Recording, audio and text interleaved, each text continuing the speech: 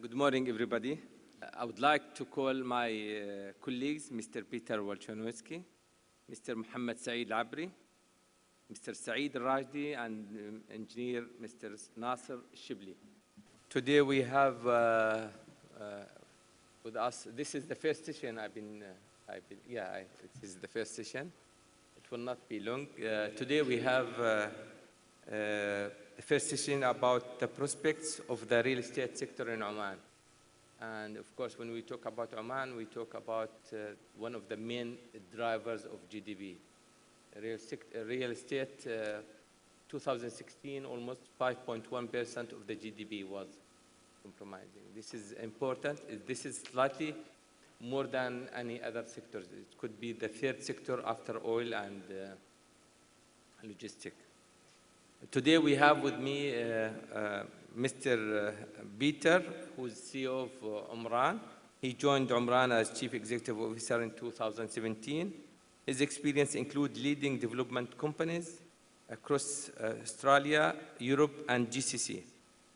Including within GCC, he was with Majid Al Futtaim Properties in Dubai, also Lendlease in Australia, and Land Securities in London, which is one of the largest publicly listed real estate companies in Australia and Europe, respectively. Good morning, Mr. Peter.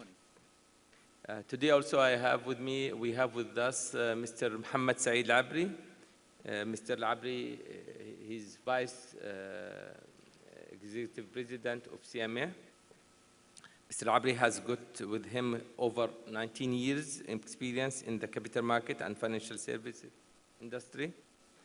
He's currently, as I mentioned, Vice President of the capital market sector in CMA. Also, he is board member in the technical committee constituted under the National Committee for Al-Aamal. And also, he's basically a board member in Muscat Clearing and Depository. He's also a key technical and policy advisor to a number of Omani national financial and industry committees. Good morning, Mr. Mohammed. Good morning. Today also we have engineer Saeed Rajdi. He's the co-founder and CEO of Sandan Development. He's also chairman of Al-Ansar Investment and Development Company. Same time, he's deputy chairman of Al-Iskan Al-Tullabi and the board member of Oman Real Estate Association and Oman Industrial Association under formation. Good morning, Mr. Saeed.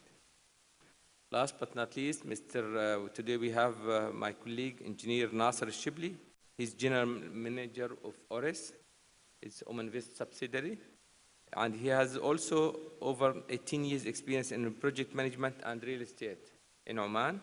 Previously, he worked in a reputed real estate company and also in Oman, and also he was in Oman Oman Telecommunication and Ministry of Oman Telecommunication and Ministry of Endowments and Religious Affairs. Good morning, Mr. Nasser. Good morning. Today, I want to start with Mr. Peter. He has a presentation for a few minutes, if you allow me, Mr. Peter. Thank you.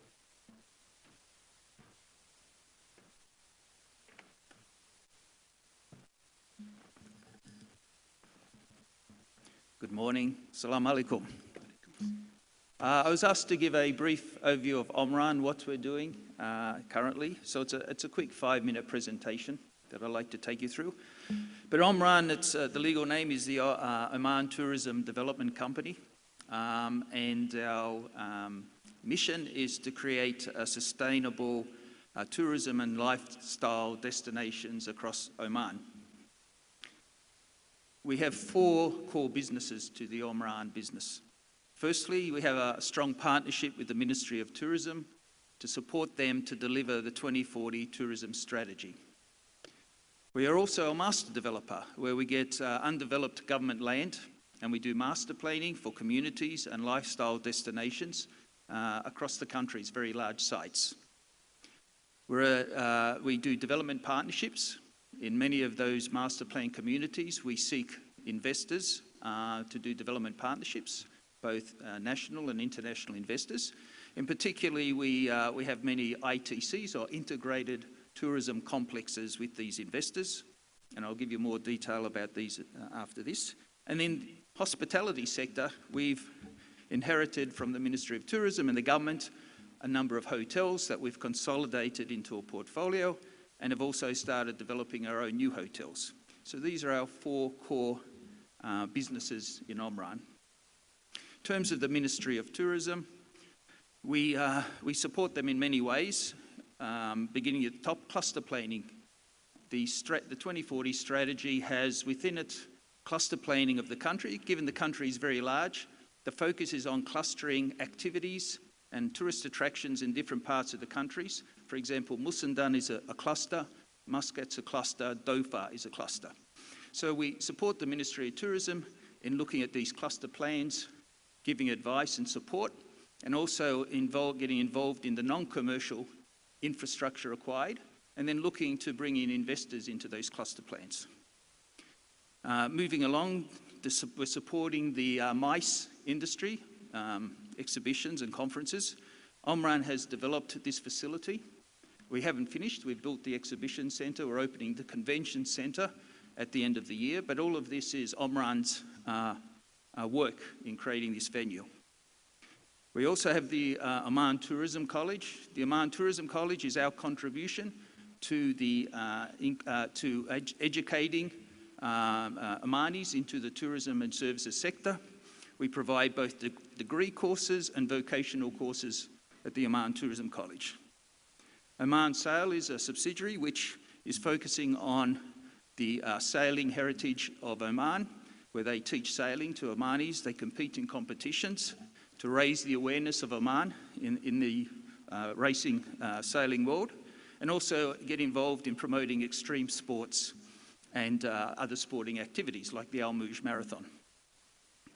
We do destination management, where we receive assets from the government, such as Al Huta Caves or Nizwa Fort, and we put in place management to open up those destinations for local and international tourism. And finally, the hospitality sector, which we'll talk more about now. On the hospitality side, we have already in our portfolio, in fact, we're the largest hotel owner in the country, and probably one of the largest in the Middle East, with the number of hotels we have opened and in the pipeline. Currently, we have 9 internationally branded hotels that are operating, and 7 national branded hotels, which is our own Atana brand, which is focusing on the smaller national locations. We have about 2,400 keys operating under those 2. On the planning side, we have about 1,000 keys in the pipeline in terms of design and development of more hotel rooms. One thing we're exploring at the moment is funds management, which is how to take these hotel assets and securitize them and put them into an investment vehicle to allow the public and investors to participate in the hospitality portfolio. And one of the things we're investigating now is a possible REIT structure, which, as you know, was recently introduced to Oman. So we're looking at the benefits of placing some or all of those hotels into a hospitality REIT, which would be the biggest in Oman, possibly one of the biggest in the region, which should be able to draw both a local and international interest in investing. As master developer, we do have access to government lands that are undeveloped in order to add value. These are 3 examples. Madinat Al Irfan, which is where this centre is located. We have about 8 million square metres around, which we have a master plan, and we are talking to investors, both local and international, to participate into development of this whole area as a new urban community. Sultan Qaboos Port redevelopment, we announced last year we've brought in Damak as a partner to do the redevelopment of the port project.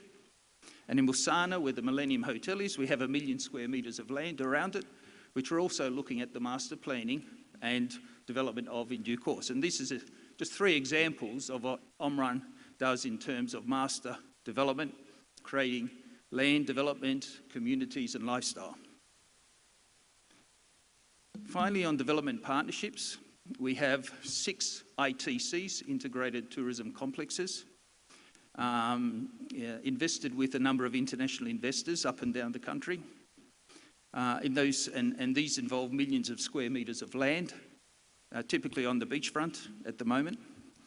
And in the pipeline with these ITCs, we have 4,000 hotel keys under development, about 10,000 residential units.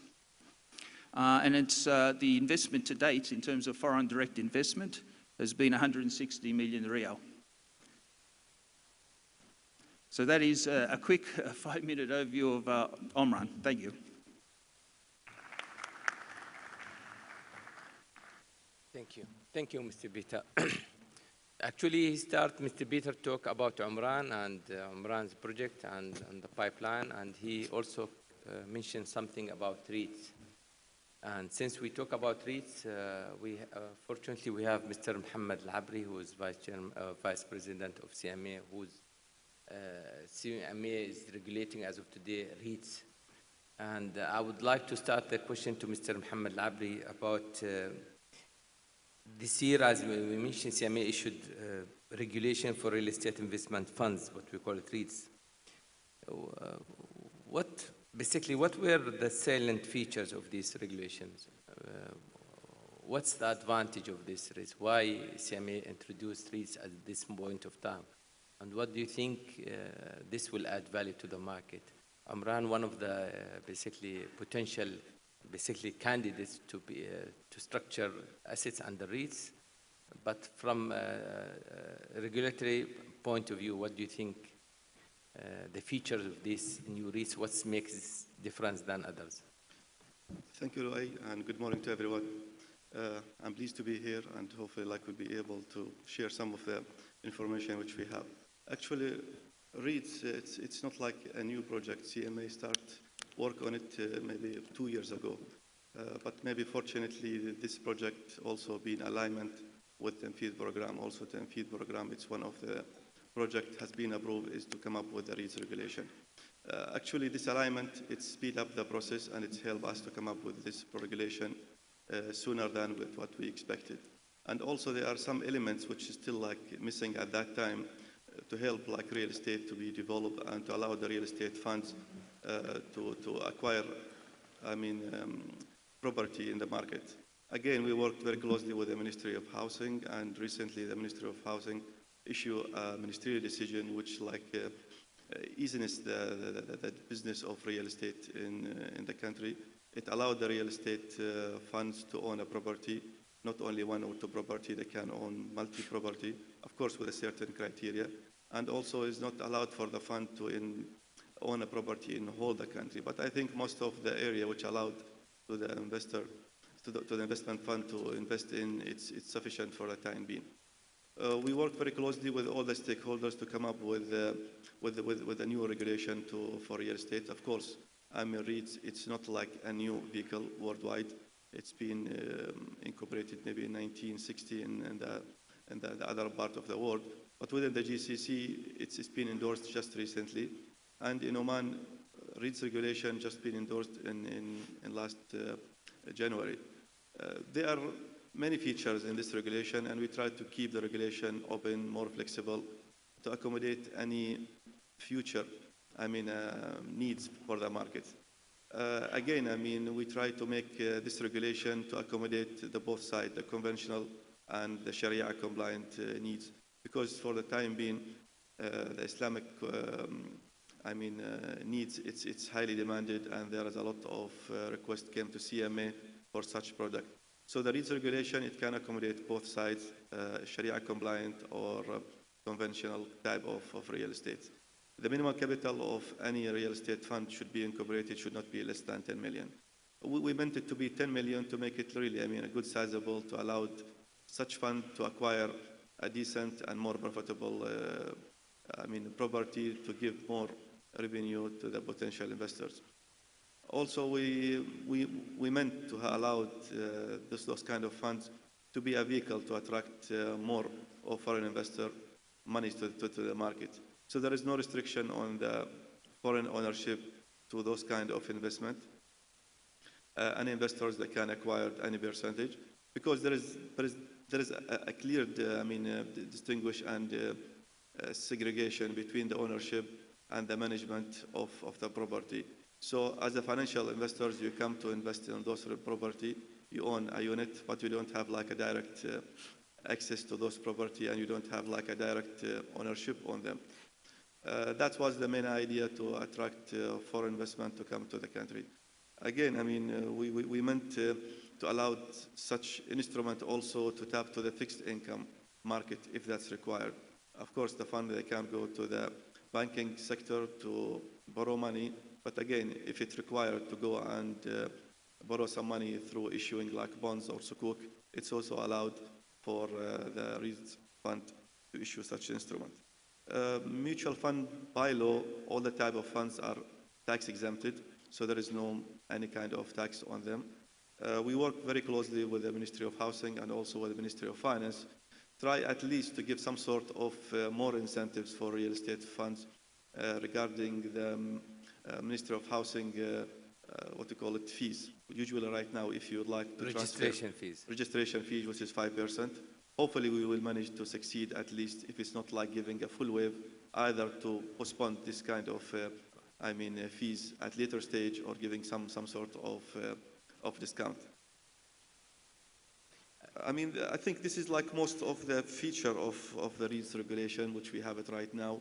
It's very detailed and we get a lot of inquiry from a lot of market participants, which shows like there is a great interest and there is a great potential for such an instrument.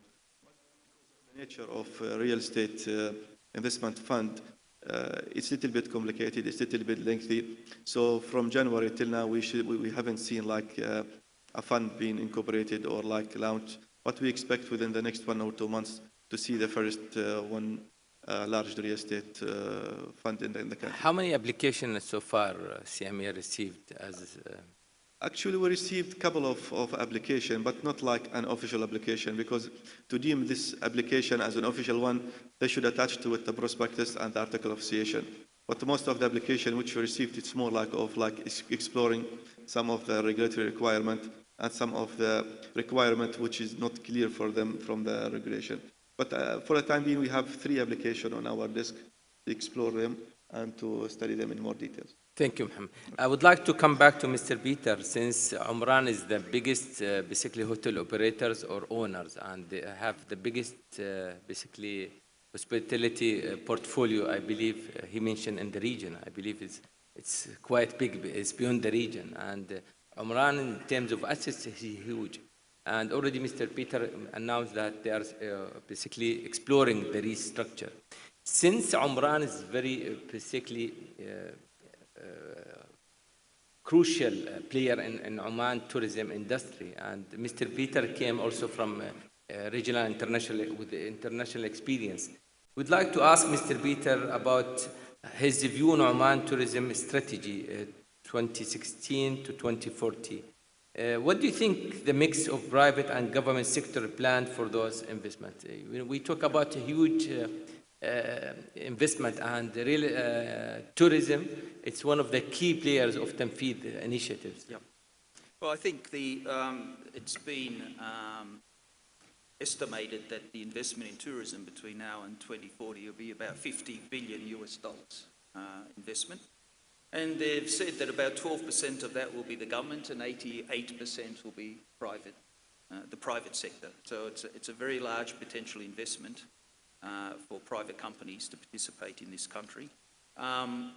The 3 focuses, if you like, of the 2040 strategy is on increasing visitations to the country, building up the tourism infrastructure, and then thirdly, increasing employment in the tourism sector. So in terms of the visitations, the target is to get over 11.5 million people here by 2040, including over 5 million international visitors. The others are made up of national movement of tourism, if you like, within the country. In terms of the tourism infrastructure, the focus is on airports, which we've just seen the opening of the new airport, the OCEC in terms of the MICE, but then also hotel infrastructure. There is far more work to do in hotels. The target is to achieve 14 million room nights by 2040, which will require 80,000 units. 33,000 rooms or units. Units, okay. 33,000 hotel rooms, 17,000 serviced apartments, and 30,000 second homes. This is what's driving that room nights stay. So you can see that, that even though we're seeing more hotels being built now, there's a it means that we need triple what we have right now. We have right now around 12,000 rooms, roughly. There's about 20,000 rooms of 5-star, 4-star, 3-star, 2-star hotels. 2 stars. Sorry, the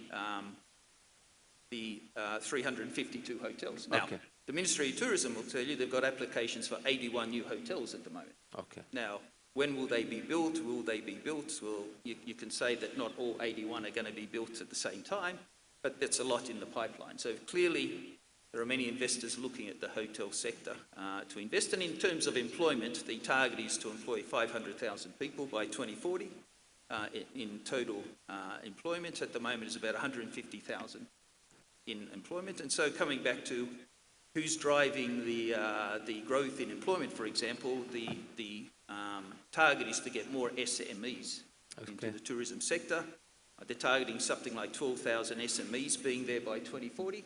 Today we have a very modest number of about 100 SMEs. Wow. So the government is relying on the private sector, both in terms of capital investment in the infrastructure and the services, and then the employment of people in the SMEs and private sector is going to be very important to achieve that 2040 target. Before I move to Mr. Said, if you allow me, how many employees Omran basically projects employ as of today? We talk about 9 hotels plus 7. We talk about a lot of projects. Do you have numbers just to? Yeah, I mean, remember, well, when you say we employ, the hotel operator employs. Yes, yeah, okay. Under Omran. So it'd be about 2,500 people. Our Omanization rate's about 38–40%. Okay. Because many of those workers are in the back of house staff, if you like.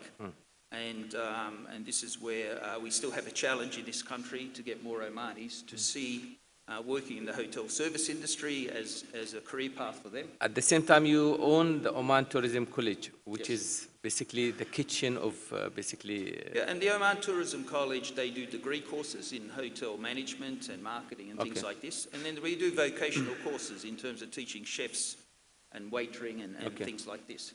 But it still is a challenge to get Omanis to see cooking and waitering as a career path. And that's something that we are working on in the college. It will come. Thank you. Mr. Saeed Rajdi, what do you think? There's a lot of changes happen and it will happen on real estate market. A few weeks back, we were in this room in Oman Real Estate Conference, and you are a member of Oman Real Estate Association. What do you think, or what do you think still things a lot to be done? What do you think things still missing the sector? If you were in their shoes, what do you think you should do? Well, obviously, I think everybody knows that the real estate market has been affected with the economical situation across the region due to oil prices and due to the partly instability around us.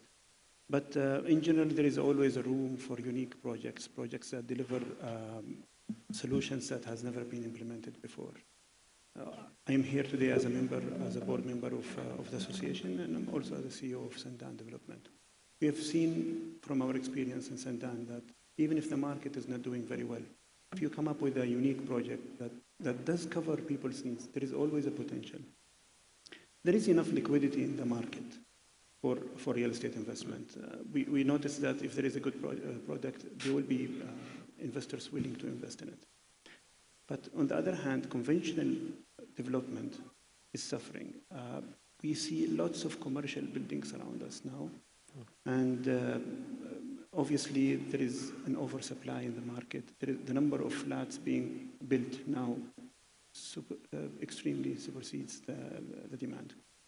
So as a developer, if there is a message to tell every other developer, is that take it easy on the conventional development, try to come up with innovative ideas that will make a difference in the market. We have a few tables which I need you to show it in the screen, if you allow me, because here, actually, if you saw, okay, next one, please. Next slide. Okay. If you saw in, what you can see in this slide, real estate activity in Oman, number of properties issued, new mulkiya, in 2016 was 230,000 plus. In 2017, 225. It's slightly down by 2%. If you go to traded value, again, slightly down by 40%. Number of sales contract, again, down by 12% compared 2017 with 2016. Number of mortgage contract, this is something commercially, actually, and this is given basically for banks, and it's down by 17%. Traded value of mortgage contracts, again, is down by 74%. This is giving a little bit a view on the real estate market, the impact. What do you think was the main impact? Because this is something, frankly, it's not healthy, especially who's working real estate market. And we are trying here to, in this forum, to talk about what things need to be done either by government, by regulators. We have a regulator from CMA. What do you think as a developer, as Omari Association, things to be done? First of all, what my brother Muhammad said here about the REITs. REITs are a very good solution for the time being because it will bring in foreign investment, and it's obviously going to help push a bit the market, the local market. And obviously, the one thing that everybody in our sector is complaining about is the ministry's fees of 5%, and hopefully they will succeed. This is recently, which was 3% increased to 5%.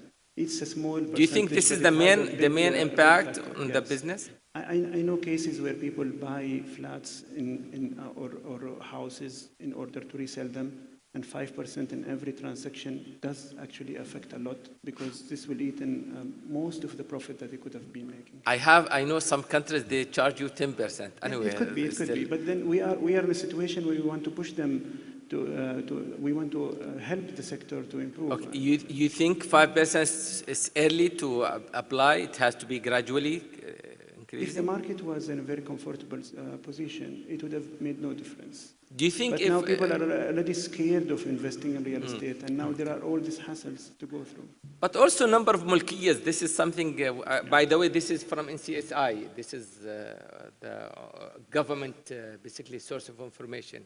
مركز المعلومات. This is, when we saw number of mulkiyas down, means this is, again, this is something. And adding to that, the number of mulkiyas is affected by the fact that only in the last few years, we started selling separate flats and separate, smaller units. Okay. This concept was not very well matured in Oman. Okay. We had Al-Moj at some time selling individual units with common properties, but this is fairly new. So the number of mulkiyas will be skewed positively to reflect that. Okay, thank you, Mr. Said. Engineer Nasser, what do you think the main recipe for real estate projects to be succeed or to succeed in Oman? You, again, Ores is developer. Yeah. Said here as an Omari member, you are a developer. What do you think is the best recipe to advise and also to be shared by the public? Is it price, location, concept, offering, or mix of all, or some? Well, by the way, this is one of my analysts wrote me this question. He asked me to ask you. Because the real estate market is one of the drivers for the next 5 to 10 years. Yeah, from my perspective, I think if we want to do a properties, I think healthy mix of all whatever you mentioned, like price, location, concept. But of course, each factor will be affect the other factor, like the location, to be affect the price also. The customer right now is looking for affordable price. But with respect to the factor that you mentioned, I want to add one more factor, which I think nobody considered that factor, which is called, from my perspective, is a design specialist. Good. How can I explain that? For example, if you want to do a hospital, you have to bring a doctor with you to design the team. So he can explain how this is a hospital procedure should be there. When you want to build a school, you have to bring a teacher to explain the curriculum. Why, when we build a mall or design a mall, there is no specialist retails in that area? And therefore, you find a lot of malls which open 1 year and start to close shops, and comparing with our neighbor countries, that the mall is, it's renewed at every 5 years. There's no guidelines from the municipality in such... It has nothing with the municipality, actually, with the owner, with the developer. Actually, you have to bring a specialist with him. So we missed that. I think now, within coming 3 years, you will find a lot of malls coming in the pipeline, as you know. And I think it will be affecting other malls that are already here. This exactly also when you build the office, when you build the retails, they miss that they bring this specialist retails guy. So I think this is one of the main factors adding to your factor like that you mentioned. Okay. Since we talk about malls and investment in real estate and tourism projects, Mr. Peter here, we talk about Umran's rule and co-manage and basically attract foreign investors. I know from my knowledge, and you mentioned, Umran is co-manage and co-partner with a lot of international players. Either, I know from Al-Futtaimi, basically employer, also Damak, you mentioned Damak, and I know SIFA or Rascom. Oh, yeah. And Qatari DR. Yeah, DR, their latest one. What do you think? What's Umran rule? How do you, how you play your role to attract foreign investors to Oman? Well, I mean, Umran is a catalyst. Umran doesn't seek to be in competition with the private sector. You know, we're strongly believing the private... This is a good quote. He's not competing with the private sector. The private sector is there to do much of the work in real estate, and there's no role for government to compete. Why? That's not a business model used in other parts of the Middle East, but I believe it's the right one here. Now, but what we do, we take very large government assets, such as land, that is too big for any private sector company to take control of. We take that, we do a master plan, we put in the infrastructure, we break the land into smaller pieces, and then we invite, if you like, partners in.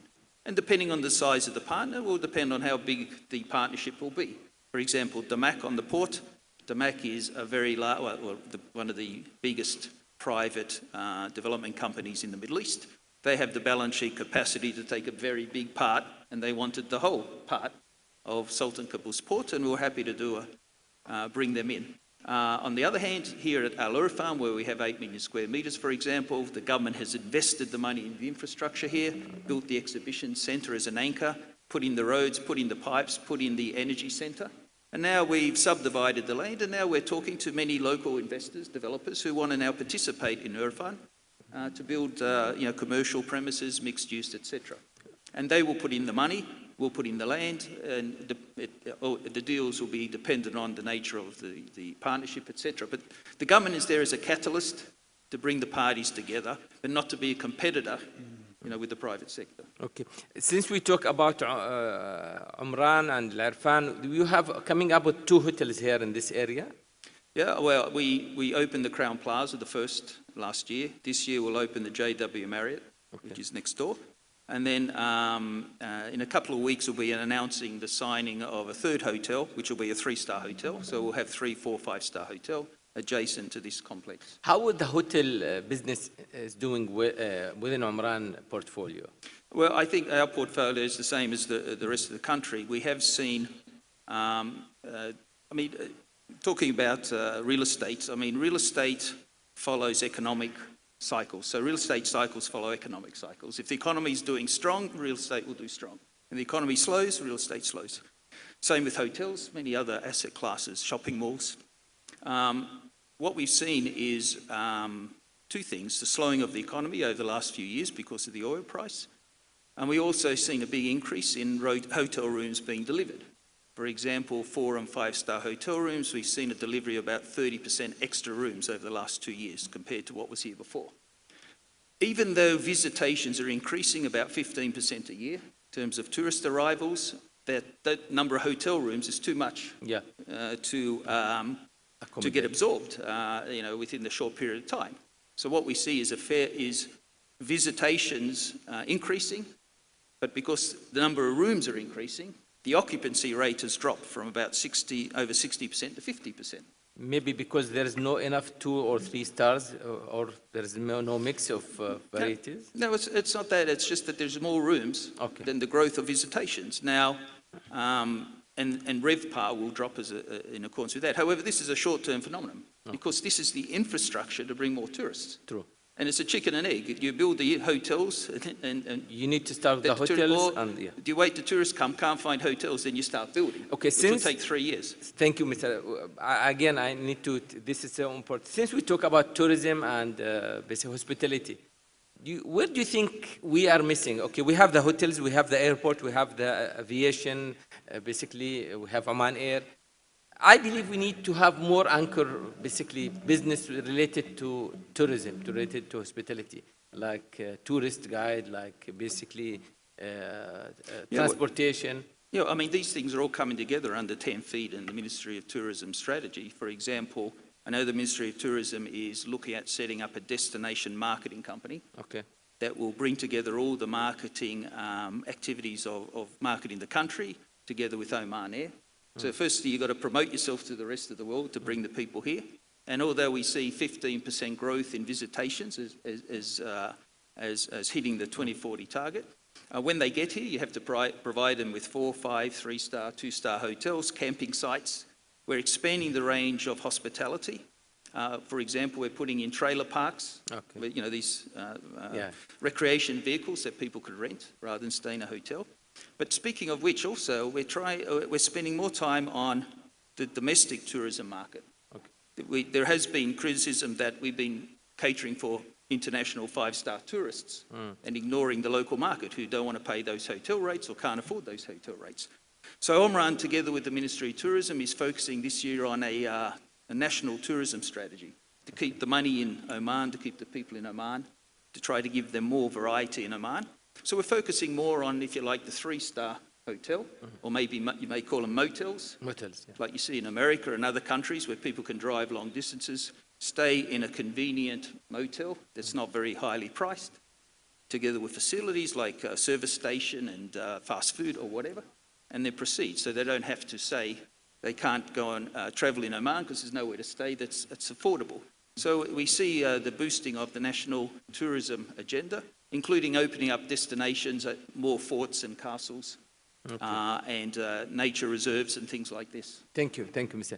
Mr. Abri, we know there is a lot of family business and private groups in Oman who specialized or work in real estate. Is there any plan to bring these groups under CMA or to be listed in Muscat Securities Market? We don't have any real estate company listed in Oman as of. We have a small one, I know, but not the main players. All we wish to get Omran to be listed, but he mentioned something about trees. Could be this is the startup. What about other family groups and other? Is there any incentives you can share? Or there are no incentives for the time being. But again, I mean, there are few sectors still not representative. I mean, heavily in the capital market. For example, logistics, real estate, tourism, and oil and gas is still missing from the market. And we still like working very closely with the government, try to encourage the government at least to give like the lead or like leading by the examples. Because if the private sector, they've seen like the government, they're taking the lead and floating some of their public own enterprise in the market, I believe the private sector, they will do the same. Again, I mean, we worked very closely with a lot of stakeholders during the last couple of years, try to encourage the family business to bring not all their business to the market, but some of their like investment to the market for many reasons. One of the ultimate reasons which we try to, I mean, to articulate on it on the past, it's about the continuity. I mean, usually the family's business are not continue more than with the 4th or the 5th generation for many reasons. So that's one of the most important issues which we believe, like the family business, they should like look at it and they should focus on it by bringing some of their business to the market. Again, I mean, the main idea to come to the market is not just for the sake of listing your company in the market, but the capital market usually is providing a long-term finance, which usually, I mean, they need it for their long-term investment instead of going to the banking sector to get a long-term loan, whether like this finance is coming from short-term, I mean, finance that can create some sort of mismatching. We try to encourage the family business, the government, and all the relevant stakeholders to tap to the market. Not necessarily to float their, I mean, companies to the market to be public listed companies, but they can tap to the market through the fixed income. Right now, there is like a new instrument being endorsed recently, and it get really, I mean, catched in the market, which is Sukuk. Sukuk becoming like a well-known and a familiar instrument, and there is a lot of demand on it, not just locally, but regionally and worldwide. We work very closely with the Ministry of Finance, with other stakeholders on having some sort of privatization program, which we can just say like this year we're going to bring a couple of companies to the market, and the next year is going to be another number of companies. The Minister of Finance, I mean, has announced just recently when they announced the budget, there are 6 government companies going to be floated to the market during 2018. For the time being, there are 2 companies, they already approach us, and they are in the process of getting our approval. And hopefully we will see like another companies coming from different sectors very soon. Thank you, Mohammed. Mr. Saeed, there is debate within the private and public domain about to allow foreigners to enter real estate market. I know as of today, foreigners only allowed to through ITC projects. From basically point of view, what do you think? Is it time is... I'm having too many different roles to represent today, so okay, no, I need from expert in real estate and Omari, basically. My personal opinion would be to allow expats as much as possible. We talk about foreigners to make it clear, foreigners, yes. So unless you want to split it between foreigners who they have residence in Oman and who's living outside Oman.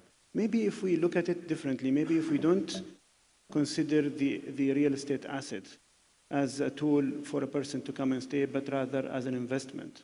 We don't have to give people who buy properties in Oman a visa to be here. It's nothing to affect the سيادة الدولة يعني أو يأثر على السلطة sovereignty.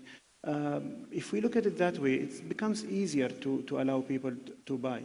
The only downside is that properties may increase in price because, then Omanis won't be able to buy properties as much because investors from outside will compete with them.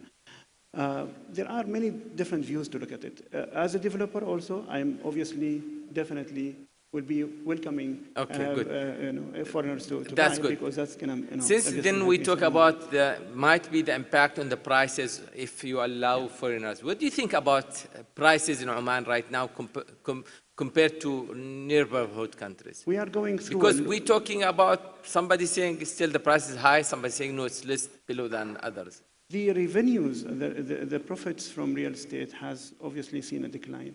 The prices were not affected as much. We have prime areas that are still keeping up the values. Obviously, we have some of the areas where it's just merely speculations. People are buying just to resell. Has seen a much bigger impact. But the revenues from real estate has seen... I have slide number 3, if you jump to slide number 3 on tax, actually. If you saw tax on real estate transaction in Oman, last 2 years, I don't have 2017, and this is from our own data. We don't have it through NCCI.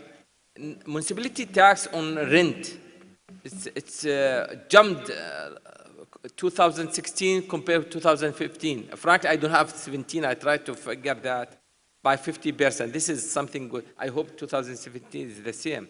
Tax on real estate transaction, it's again up. But I believe in 2017, take into consideration other transactions, it went down. Do you think tax is one of the concerns for developers to sell?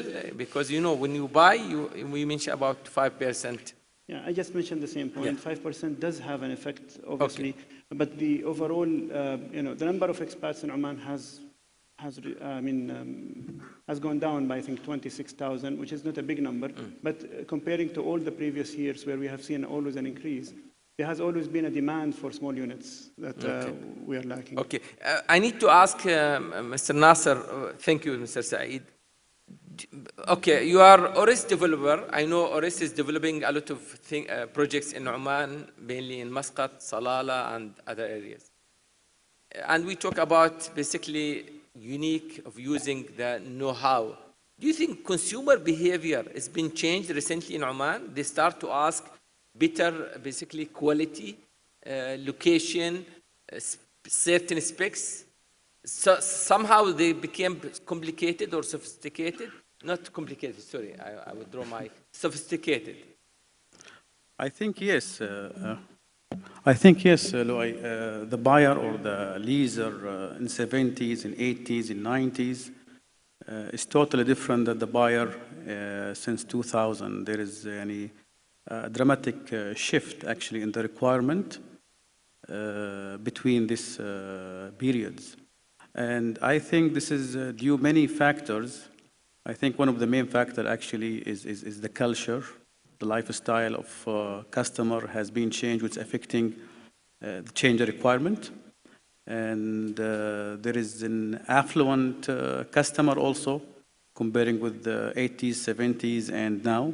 So this also have different requirement. Plus also the technology. It's also help that changing also. This is behavior. Yani the project that you construct in 80s with 10 million, now you can construct it by 2 million. Okay. So I think yes, change. And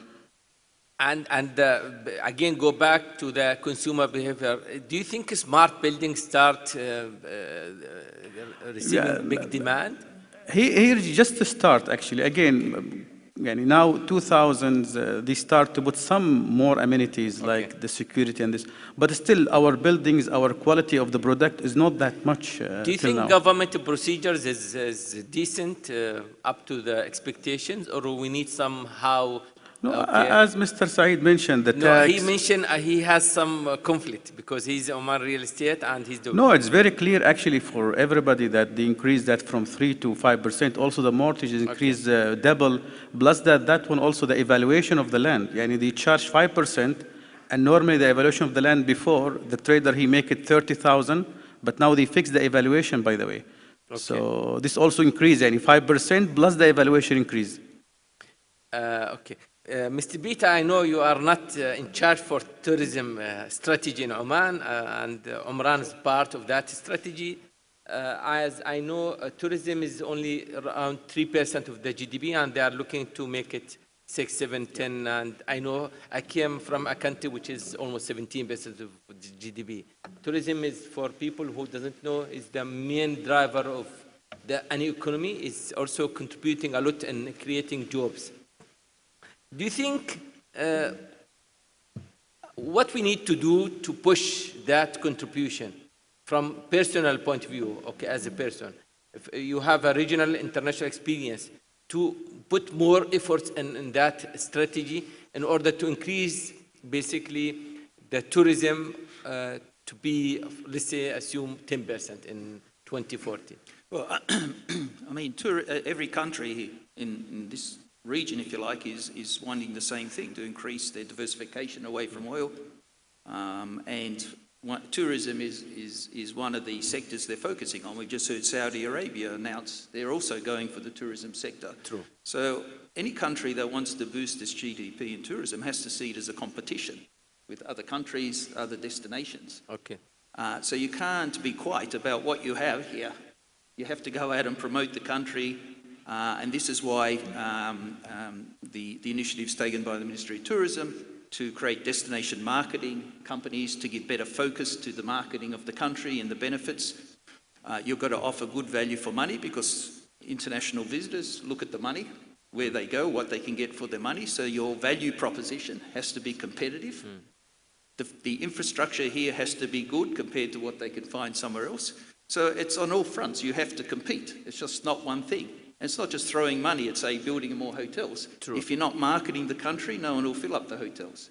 If you're marketing the country but you give poor value for money when they get here, they won't come back.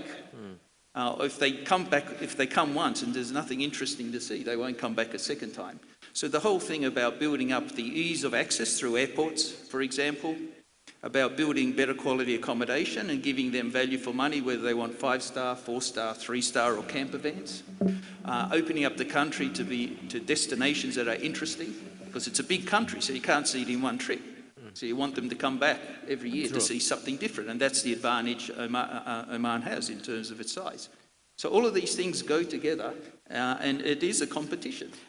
True, and also bear in mind, tourism is one of the basically key players in foreign currency. You know, for tourism, each tourist is spending money in Oman. It means that he's bringing foreign currency to our reserves. Where do you think the tourism will be in 5 years as of GDP percentage? As of today, I said around 3.1, 3.2. Well, I mean, there's direct and then total contribution. Direct is basically what tourists spend and hotels and this. Then there's total, which is the supply chain that feeds the hotels, the services, the government spending, etc. So the GDP is predicted to go from 3 to 6% of direct and from 7 to 10% of total GDP. Today, the GDP visitations, people coming and spending money in the country, is $2 billion. And by 2027, they're predicting that can go to $5 billion. Okay. So the good thing in terms of perceptions is that Oman is, in fact, a report by the World Tourism Council has predicted that the growth of GDP as a percentage year on year will be the highest in Oman compared to any other Middle East country. That's good. Good. So what that says is Oman is ticking the boxes on getting noticed, putting in place the right infrastructure, and beginning to present itself to the rest of the world as a viable destination for both leisure, business and MICE. For example, building this was a contributor to that. So we're getting noticed, and the figures are good in terms of the growing visitations and the expenditure and the infrastructure that we're putting in place. But you can't stop now, you've got to keep going and continue to invest in both marketing and the infrastructure. I'm a member in Oman Switzerland Association, and last year we've been told there is 35,000 Swiss tourists visited Oman last year, which is frankly a big surprise to me, and I hope this will be in dozens of numbers with other countries. Oman have got the best place as well as very friendly and welcome. Thank you, Mr. Peter. Mr. Abri, I know we talk about REITs and anything coming on the pipeline from CMA in order to boost and help and to promote real estate market and sector. Before you answer also, there's limitations on banks to lend and to basically to bridge loans to real estate. They have a cap ceiling from Central Bank of Oman. We don't have, yesterday we have His Excellency Tahir. What do you think? Anything coming from CMA to help real estate market? As I have mentioned, I don't have, for example, the right figure how much the banking sector finance real estate. But also we're working on another initiative in cooperation with the central bank. It's about regulating and coming up with a mortgage finance companies, because I think that's also one element it's still missing from the market. Mortgage financing companies. Yeah, mortgage finance companies, which can help again and in boosting like real estate, development in the country in the upcoming couple years. $6 billion of 6 billion Omani Riyal direct and indirect exposure from Omani banking sector to real estate market. Because of that, we keep saying like we should not rely only on the banking sector in getting a finance for real estate or another project. Capital market, it's there. We try to come up with a new vehicle which we can serve the purpose of everyone, which is REITs. REITs can be like a good vehicle if you utilize it properly. It will serve like the purpose of everyone. It can tap to the capital market to get a finance through equity or through a fixed income. It also would serve maybe the purpose like of do not have like maybe a direct access of foreign investors to the real estate. You are going to attract them only as a financial investors, get their money, invest it directly in the real estate. Those investors, they have like their main interest to get like a good return. If you give them that good return with a good, regulatory structure, I think that will help like everyone. Thank you. Mr. Saeed, I know you mentioned something, we are not promoting developers here, but we talk about the development, and you're part of Amari, and you are basically representing most of the people in real estate. There is hike in interest last 2 years, and it will continue because, as we mentioned yesterday, Oman Riyal is pegged to US dollar. It means that this is one of the advantage or disadvantage to follow the interest rate. What's the impact on hiking the interest rate locally on real estate market? Well, obviously, we have already started seeing the results. The demand for real estate has been already affected with that, and we will be seeing it even further. And now people are going to be more interested in investing outside of Oman. Yeah, but here we talk about real estate impact on two sides. One on developers, because if they are borrowing and leveraging, and one for mortgage, because also if you want to buy and you want to basically get housing or real estate loan. Developers have had a successful try of reselling their units. Many of the developers you can see, even here attending here today, has been doing it. So the need for mortgaging has not been, the need for financing has been kept to minimum at some time. So I think they can survive that.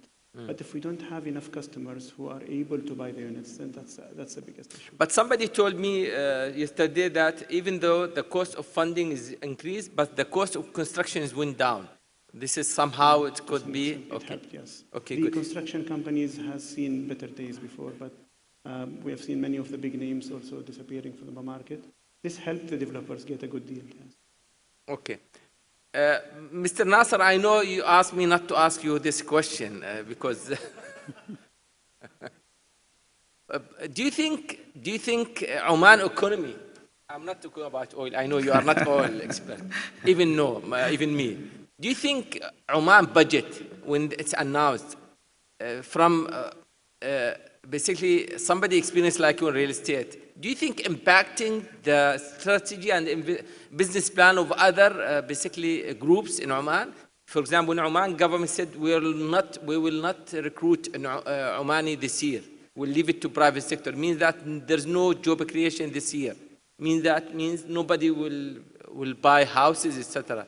Do you think this is impacting the plans of company like Ores, for example? No, I think no. Even I want to answer the question that you don't ask the oil. No, actually. I'm kidding actually. So even exactly same the question actually. Yeah, and let us take the fact now. Since 2014, and we know that the local market actually is struggling actually, or let us say that almost inshallah finished that period. But still, you find there is a lot of supply in the market. So the supply where now? We are talking about commercial, residential? Both. Logistic? There is a lot of malls coming under construction, under planning. Commercial. Yeah, also the residential. If you go, for example, Mu'abela, Barkan, that side, you'll find a lot of residential under construction. However, the demand is less. But from the developer demand perspective, because of expats, number of expats, and sanction of certain there is a lot of things jobs. like housing ministry, tax, manpower now, they restrict also the But the number of Omanis who's buying houses, okay, no, Mulkiyas went down, which is 2% down, 2017, 2016, which is something little bit worry, because it means that people either they start thinking not to invest in real estate, or they have other basically options, or they start sharing something. But do you think now Oman budget, we are start talking about next year budget. I know this year is not as per expectations, but they are doing fine with oil prices above 70. I hope this will support the reserve, and this will give more option to government to boost the real estate market. Yeah, of course, this will help also psychological, of course, the investor when the government give a good news, the developers start to think to plan and construct. But I don't think so that it's linked that, for example, like the oil price going down, but still there is a lot of construction going on. Okay, thank you. Before I want to conclude this session, I need to ask one question or to be answered by all, if you allow me. What do you think we need to do next 2 years to help the sector? We talk about real estate market, either tourism, hospitality, but again, if we talk about real estate. I will start with Mr. Peter. I know you are a developer, you're part of the Oman tourism strategy, you are in real estate market, either like it or dislike it, but what do you think we need to do next 2 years? I would suggest making the market more transparent, to give investors a better indication of what is happening in the market, and to look at the future pipeline of product. For example, there's 31 ITCs in the system that is seeking ITC license. In the queue. Wow. And that's a totally oversupply of ITCs if they're all built. So I think prudent developers, what we can do is to help prudent developers assess the risk of providing that amount of supply and matching it with the expected demand. And then they can stage their projects a lot better. And since also we don't have any benchmark, I mentioned this in last week, one of the sessions, and with one of basically international companies. Mr. Abri, you can, anything it could be in regulation and I don't have a lot even as a person, I don't have a lot to say. I mean, just added to what Mr. Peter has mentioned, transparency is a very important element. Yes, that's true. Which, for example, it's very crucial to allow even like any investors to come to invest, to know what, for example, any obligation, what, for example, his right, what, for example, he would expecting. But again, I think, I mean, during the upcoming 2 years, we should like easing like the direct investment of foreign investors to the real estate. I mean, there is another maybe tools which we can use it to mitigate any kind of risk which can come up with such like openness. But I think it's not, for example, closing is that the right solution. Also, we should encourage the real estate business by growing by maybe a little bit, I mean, lowering maybe the fees on such, for example, maybe buying and selling and those kind of elements. Because as much as you, for example, you increase maybe the size of the buy, that will allow the government to get maybe more like fees, but putting like more, I mean, fees and concentrate, that will allow that pie to be shrinking, and it's not going to be like win-win for everyone. Thank you, Mr. Saeed. And close to what Brother Muhammad said, we should foster and help a good environment for foreign investors to come to the country, lower the taxation wherever is possible, and maybe add to that easing up the process for developers. I'm talking about government. Thank you. Mr. Nasser, anything? I wish two things, actually. The first thing, actually, the real estate development actually is lengthy process, actually. So the authority actually taking long time, actually, when you start to apply for the authorities. This housing is basically ministry, procedure, yeah, taking long. There is no what we call in MOCI that window. I wish that we have. Since we have an e-government, we have just like a one-stop shop that you can apply for housing, Ministry of Housing. All together. When you apply one application, it will go for ROB, housing, municipality, and then you can get that one. It's good. This. And the second thing actually is till now we didn't have like a gated community project that served the low-income people. Okay, affordable houses. Yeah. For example, only way, but this is for the income more than 5,000 or 6,000 income. Good. But what about 1,000 to 2,000? Need that all this? I think there is some announcement recently came from the government about affordable houses. Anyway, that's good. Thank you. On behalf of the audience, I would like to thank Mr. Peter Wolchanowski, Chief Executive Officer of Omran. My colleague, Mr. Mohammed Saeed Al-Abri, Vice President of Capital Market Authority, Mr. Saeed Al-Rajdi, Board Member of Oman Real Estate Association, and Engineer Mr. Nasser Shibli, General Manager of ORIS. Thank you. Thank you very much.